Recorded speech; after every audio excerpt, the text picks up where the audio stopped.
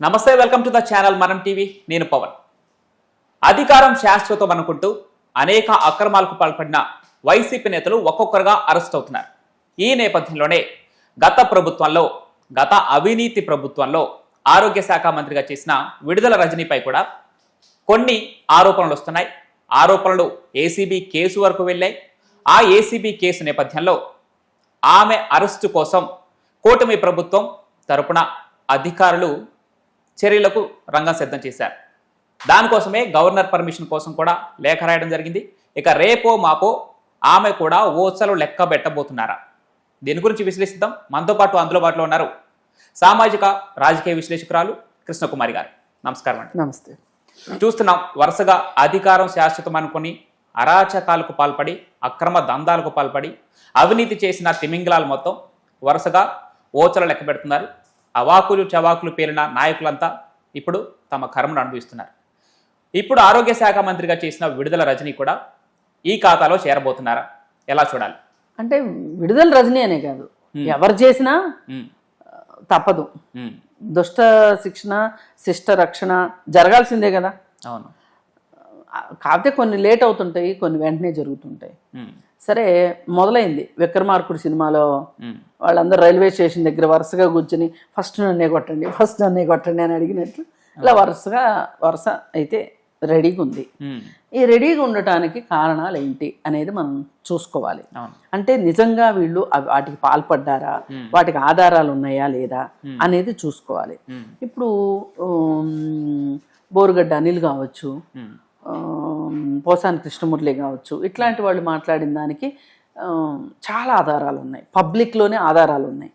వాటిని వాళ్ళు తీసివేయలేరు, చెరిపివేయలేరు, డిలీట్ చేయలేరు. వాటిని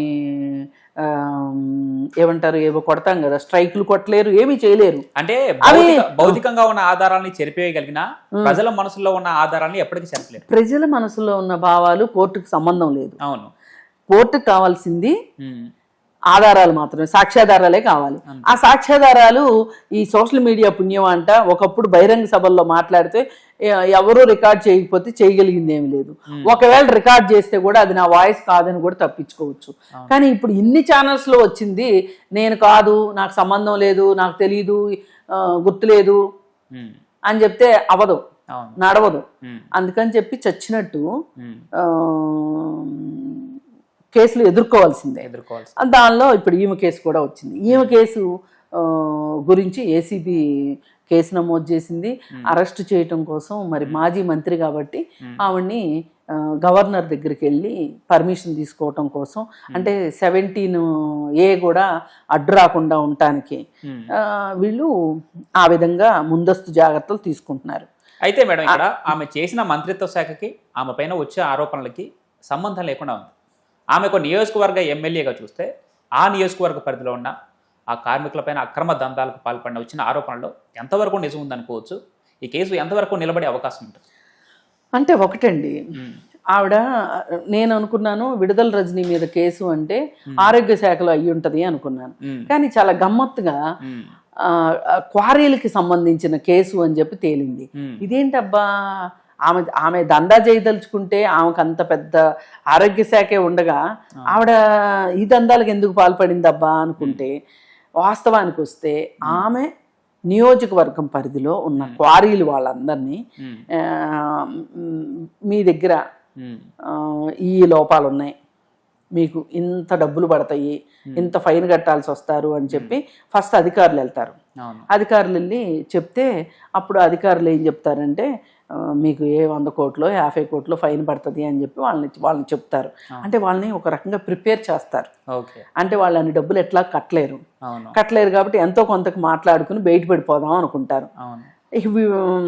వాళ్ళు అప్పుడు ఈవిడి దగ్గరికి వస్తే ఈవిడ అట్లా కుదురుతుంది, మీరు అట్లా చేశారు, ఇట్లా చేశారు, అది చేశారు, ఇది చేశారు అని ఈవిడ మాట్లాడి చివరికి ఎట్లా అయితే తన వాక్చాతుర్యంతో వాళ్ళని ఒక 4 కోట్లకి ఒప్పించిందంట. ఒప్పిస్తే మరి దీనికి సంబంధించి ఏమైనా ఆధారాలు ఉండాలి. ఏ ఆధారాలు లేకుండా ఏసీబీ కూడా కోర్టు కేసు కట్టదు.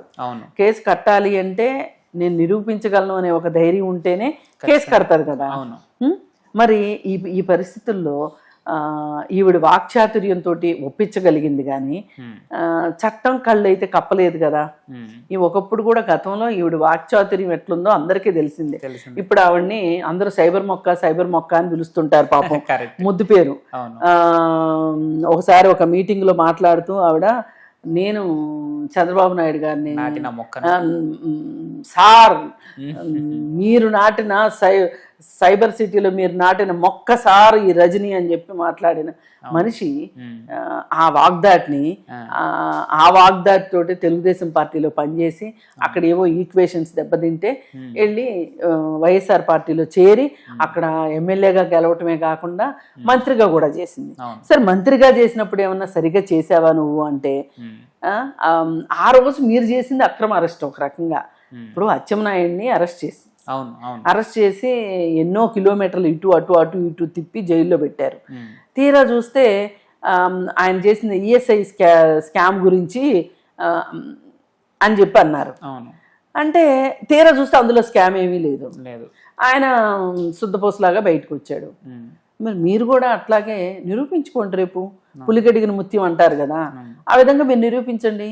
సరే కూటమి ప్రభుత్వం కక్ష కట్టి మిమ్మల్ని జైల్లో పెడుతుంది అనుకుందాం, మరి మీరు అసలు చక్కగా మీ నిర్దోషిత్వాన్ని నిరూపించుకుని చక్కగా బయటికి రండి రాజాల్లాగా, ఎవరు కాదంటారు? అంతే కదా. ఏది ఏమైనా మాకు మాటలొచ్చని, పైగా మేము 30 ఏళ్ళు ఉంటాము అనే ఉద్దేశంతో మీరు ఈ దందాలన్నీ చేసుకుంటూ వెళ్ళి వీటిల్నే ఏమంటారంటే లేకి పనులు అంటారు. మీరు వచ్చింది ప్రజలకి ప్రజాసేవను వచ్చారు, మీరు వచ్చి చేస్తున్న మురికి పనులు ఇవి. ఈ మురికి పనులకి మీరు తగిన మూల్యం చెల్లించాల్సింది. ఈ కేసు ఏమవుతుందో తెలియదు కానీ గవర్నర్ అయితే పర్మిషన్ ఇచ్చేది ఖాయం, కాదంటానికి లేదు. అడిగింది ఏసీబీ వాళ్ళు అడిగితే ఆయన పర్మిషన్ ఇస్తారు. ఇస్తే అరెస్ట్ అయింది అనుకోండి, ఇంక జైల్లో కూర్చొని ఆలోచించుకోవటమే బెయిల్ కోసం.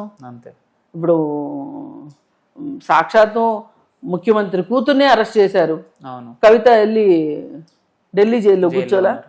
అట్లాగే చాలా మంది ముఖ్యమంత్రులు పిల్లలు ముఖ్యమంత్రులు జైలుకి వెళ్ళారు. ఇప్పుడు లాలూ ప్రసాద్ యాదవ్ జైలుకి వెళ్ళారు.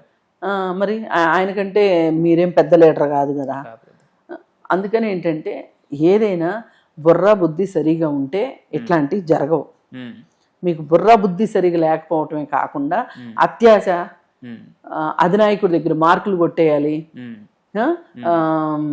తాడేపల్లి ప్యాలెస్ నుంచి వచ్చిన స్క్రిప్ట్లు చదవాలి, వాళ్ళ మోచేతి కింద నీళ్లు తాగాలి, వాళ్ళ దగ్గర గుంజీళ్లు తీయాలి అనుకుంటే ఫలితం ఇలాగే ఉంటుంది. మీకు అతి చిన్న వయసులో చక్కగా ఇవాళ మహిళలు రాజకీయాల్లో రాణించడం అంటే మామూలు విషయం కాదు.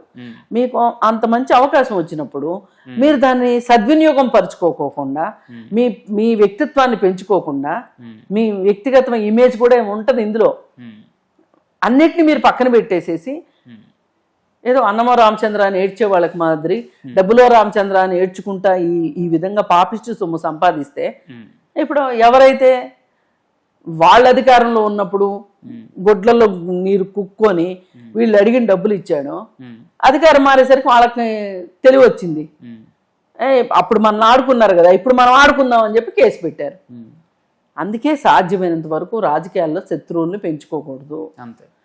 రాజకీయాల్లోనే కాదు, ఎక్కడైనా సరే శత్రువులను పెంచుకోకూడదు. మన నోరు మంచిది అవ్వాలి, మన బుద్ధి మంచిదైతే మన మీద ఎవరూ కేసులు పెట్టలేరు. మన బుద్ధి వక్రమార్గం పడితేనో, చట్టానికి వ్యతిరేకంగా మనం ముందుకెళ్తేనో అప్పుడు మన మీద ఖచ్చితంగా కేసులు పడతాయి. మనం వాటి నుంచి తప్పించుకుంటామా లేదు శిక్ష అనుభవిస్తామా అనేది అప్పుడైనా సరే మన విజ్ఞత మీద ఆధారపడి ఉంటుంది. అంతే. రైట్. చూద్దాం, ఒక్కొక్కరిగా అవినీతి చేసిన అక్రమార్కులు ఒక్కొక్కరిగా కటకట పాలవుతున్నారు. ఈ నేపథ్యంలోనే విడుదల రజని, ఇప్పటికే బోర్గడ్ అనిల్, తర్వాత పోసాని కృష్ణమురళి ఇప్పటికే వెళ్ళారు. ఇద్దరు ఇంకొక వెళ్ళే ఆలోచనలో ఉన్నారు, లేదంటే పంపించే ఆలోచనలో అధికారులు ఉన్నారు. వారు చేసిన ఆధారాలను బట్టి ఏదైతే చర్యలు చేశారో వాటికి సంబంధించిన ఆధారాలను సమర్పించి కేసులు నమోదు చేసి లోపలికి పంపించడానికి అధికారులు రంగం సిద్ధం చేస్తున్నారు. ఇక నెక్స్ట్ ఎవరు అనేది వేచి చూద్దాం. Thank you madam. Thank you.